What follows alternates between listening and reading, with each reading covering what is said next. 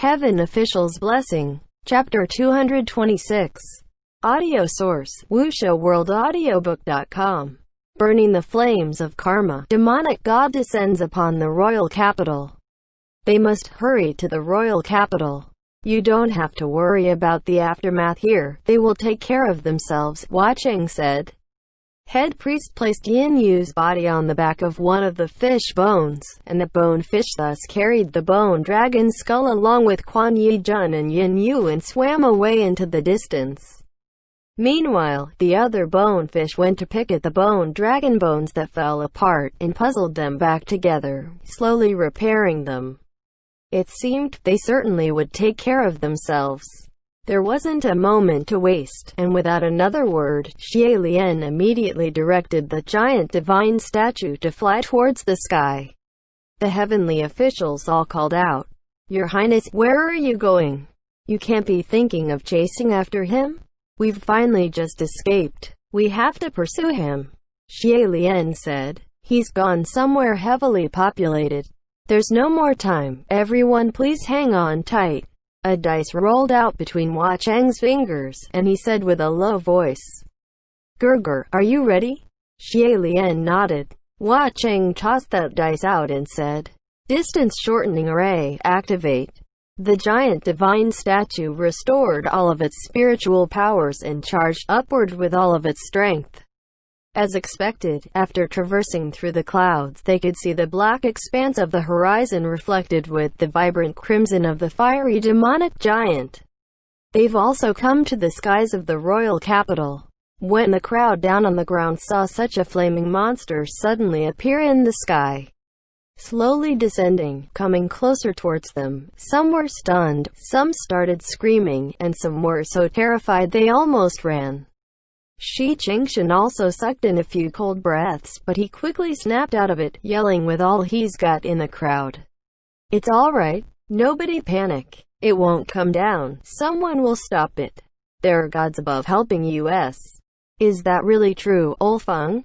It won't be funny if such a huge monster comes smacking down at us."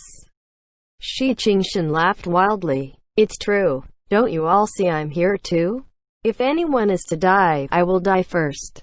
He was panicking so hard he lost his mind again. Xie Lian directed the giant divine statue to fly over, dodging the fire walls the giant was spouting, and grabbed onto that fiery demonic giant, desperately pulling it upwards so that it wouldn't keep going closer to the ground. All the while he was shouting, "Everyone, go down quickly."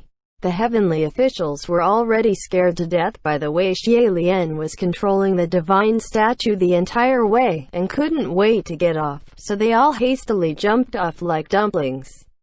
The moment they landed and saw Shi Qingshan, everyone was taken aback. "Lord Wind Master, why are you here? Why are you like this?" Shi Qingshan was overjoyed. "Don't ask so many questions. Come, join us quickly. Join the human array and help hold it up. We can't let the resentful spirits inside break out." The majority of the heavenly officials were hesitant, and it was Lang Qianchu who rushed out first. "I'll give you a hand." With someone taking the lead, the other heavenly officials finally joined in one after the other. The human array was expanded and strengthened once again, and became much more secure. Xie Lian only just sighed a breath of relief and continued to pull that fiery demonic giant upwards when he heard a large crackling noise. That fiery demonic giant actually broke into parts again. One of its legs broke away from the body and flew downwards. Even with just a leg it could crash and kill a significant number. Not just the human array, perhaps the entire street could be destroyed. Yet unexpectedly, that leg had only dropped halfway down when it suddenly broke into several pieces and exploded in midair. Millions of glittering sparks brought tiny specks that had melted into the darkness down and spread across the entire sky, like the dust of smoke raining down after magnificent fireworks, completely harmless. Xie Lian wondered, why would it explode on its own? Just then, a figure appeared from the midst of those fireworks and started heading upwards against the current of the air, and after a few hops, it landed upon the body of the fiery demonic giant. Xie Lian looked closer, and exclaimed in delight, "General Pei, you're alright, thank goodness." He was already prepared to perform a service for Pei Ming. Pei Ming wielded a sword in one hand, and the other was smoothing his hair back. His hair perfect, his charm unruffled. Not quite alright, but mostly alright. Still not cooked after being roasted and boiled. Martial gods certainly possessed very stubborn life forces. Xie Lian asked, "Where's Ban Yu and Pei Su?" "They're fine," Hua Cheng said. "Gurgur, look, they're over there." Xie Lian turned his head and looked, and sure enough, in the distance Ban Yu brought Pei Su as they landed on the roof of a house. It seemed that Mingguang Palace was sealed down tight, and the boiling black seawater didn't pour in completely, so everyone was mostly fine. Xie Lian then asked, "Where's Sanji and the others?" A voice spoke up proudly. "Of course they were defeated by me." That voice had come from Pei Ming's hand, and only then did Xie Lian notice that the sword in Pei Ming's grip was actually Mingguang. "General Pei, you actually dare wield the sword Mingguang?" he asked. "This is more complicated," Pei Ming replied. Rongguang, however, chuckled. How is it complicated? Wasn't it only you kneeling down before me to apologize, to say you were wrong and beg me for forgiveness?" "Ha, feels great, feels amazing." Xie Lian figured most of it then. It was most likely that before the three demons and ghosts could actually kill, they already started fighting among themselves over unfair distribution. Rongguang won overwhelmingly and kicked Zanji and Kamo aside, and by then, it was rumbling outside, the ground moving and flying, the situation dire, but they couldn't break out. Their only chance was joining forces. Rongguang relentingly forced Pei Ming to admit his wrongs, and when Pei Ming did as he wished and apologized, he was elated. That fiery demonic giant wasn't angry even when having lost a leg, and leisurely started to reconstruct itself. The other boulders and golden palaces moved towards the crack, and it didn't take long before it was fully rebuilt. It was still a giant, just a bit smaller in size. Pei Ming gripped the sword Mingguang and charged towards the great martial hall. Xie Lian exclaimed, "General Pei, be careful." However, with the sword Mingguang in hand, Pei Ming's attacking power suddenly exploded. Although Rongguang's character was awful and astray, but it was certainly worthy as his old subordinate, and the two knew how to work together best. Quan Yizhen hadn't gotten anywhere close to the great martial hall before he was smacked, but Pei Ming charged much further than him, storming straight into the great martial hall directly. Inside the sword Mingguang, Rongguang was scolding as it fought. "Do you see? I told you, if the two of us got together we'd be invincible. Nothing can stand in our way. If you had listened to me, why would you still only be a mere General Mingguang after so many centuries?" Veins popped on Pei Ming's forehead. "Can you stop talking?" Qi Rong was hiding by the great martial hall, and he shouted arrogantly, "Friggin' Manhor, I suggest you don't come up here to seek your death." Mingguang slapped over with a soundly "Pa. What the hell is this green thing? Don't block the way." Qi Rong almost spun a few times from the strike, and Jiuzi hugged his leg to steady him with difficulties, asking worriedly, "Dad, are you alright?" Qi Rong had lost face in front of Jiuzi and was outraged, but seeing how Pei Ming was bursting with killing intent, he wasn't tough enough to face him head-on. Still, his mouth was tough.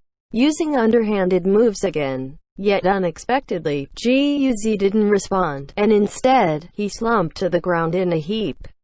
When Qi Rong looked down, Jiuzi wasn't moving, and he glared as he picked Jiuzi up, shaking the collar back and forth wildly. "Foolish son, what are you playing at?" Jiuzi seemed to have fallen asleep, his eyes shut, his forehead burning. Xie Lian was still pulling strenuously at that fiery demonic giant, but he also noticed the situation below and shouted, "Qi Rong, Why haven't you left? That place is still burning, going up and down the sky and into the waters. That child is too young. He'll die. Chi-Rong looked up to cuss. Don't you dare lecture me. WHO, are you bluffing? This brat is cheaply raised. How can he die so easily? One thing I can't tell, you wanna trick me into leaving? The moment I leave, you'd definitely kill me. Even if Xie Lian didn't make a move, Lang Qianchu was still waiting down below. On the other end, Pei Ming and Jun Wu had already started fighting. The flames of war would singe Chi-Rong time and time again, and he'd scream, jumping all over to evade. Xie Lian exclaimed angrily, "You're a demon and you can't stand this fire, and you expect the child to take it?" Tucked under Chi-Rong's arm, Jiuzi's face was burning bright red, but Chi-Rong's mouth was tough. "Well, I won't go. I won't go." Wah! A throwing flame came lunging, blowing right into his face, and Chi-Rong crawled and stumbled in a circle once before he leapt up, unable to hold back his complaint. Jun Wu, Bossman, can your fire not burn this viciously? You've burnt this. Me. Xie Lian could sense he had wanted to say, "Jun Wu, you old thug, you've burnt this ancestor." But valuing his life, he didn't dare say those words out loud. As if Jun Wu would care. He was currently fighting with Pei Ming, a creepy smile hanging on his face. The fires around Chi-Rong were growing bigger and bigger. There was practically no place left to stand. While he was a demon and couldn't die from burning, it was still torture. Soon after, Jiuzi, who was tucked under his arm, also let out a tormented shriek, like he was singed by the fire. Chi-Rong raised him up to check, and sure enough, Jiuzi's forehead was all bloody, and a big hole was burnt through his robe, revealing a burnt shoulder. Jiuzi was roused forcefully by the burns, and he started bawling, crying that he didn't know anything, hugging Chi-Rong. "Dad, it hurts. I'm scared." Cold sweat was rolling non-stop down Chi-Rong's forehead, his lips frozen, not knowing what to say.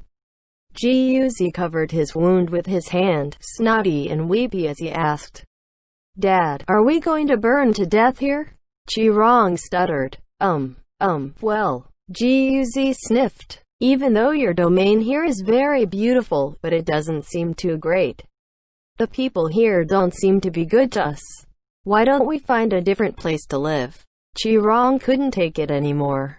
He charged into the hall, wanting to grab for Jun Wu but didn't dare to go close, so he yelled from afar, "Let's talk, Jun. Bossman. It's fine if you want to keep setting fires. This is your territory anyway. Set off whatever you want, but Xie Lian was going to fall off the jaded crown platform from anger by his foolish act.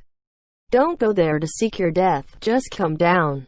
I promise not to touch you." Chi-Rong wouldn't listen to him at all.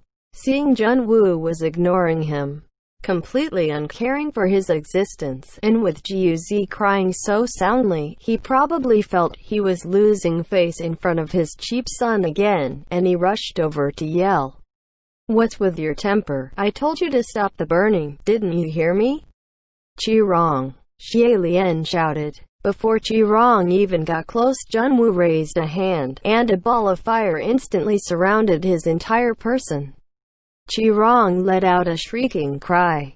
Xie Lian shouted, "Jiuzi." With such a huge fire, even if Chi-Rong didn't burn to dregs, his spirit would be greatly damaged, and wouldn't Jiuzi be burnt to ashes directly? Pei Ming also saw that Chi-Rong had a small child under his arm and had the mind to rescue them. But Jun Wu was gaining the upper hand. He couldn't get away, and after counting the time in his head, they were probably beyond saving. "My lord, it was but a child. There wasn't a need to be so vicious." But both Xie Lian and Pei Ming knew that there was no longer any child in Jun Wu's eyes. The only things he could see were enemies and those in his way. An arm swung out, and a ball of raging fire lunged, and it was sent flying, taking Pei Ming along. Many of the heavenly officials down below exclaimed in alarm, "General Pei has caught on fire." Right then, torrential rain came pouring down, and while it didn't put out the flames of war on the body of that giant, it extinguished the flames on Pei Ming's body. Within the crowd, a black shadow leapt into the sky and caught the falling Pei Ming. Translator's notes. It's a folk belief that a cheap and vulgar life would last longer. End chapter.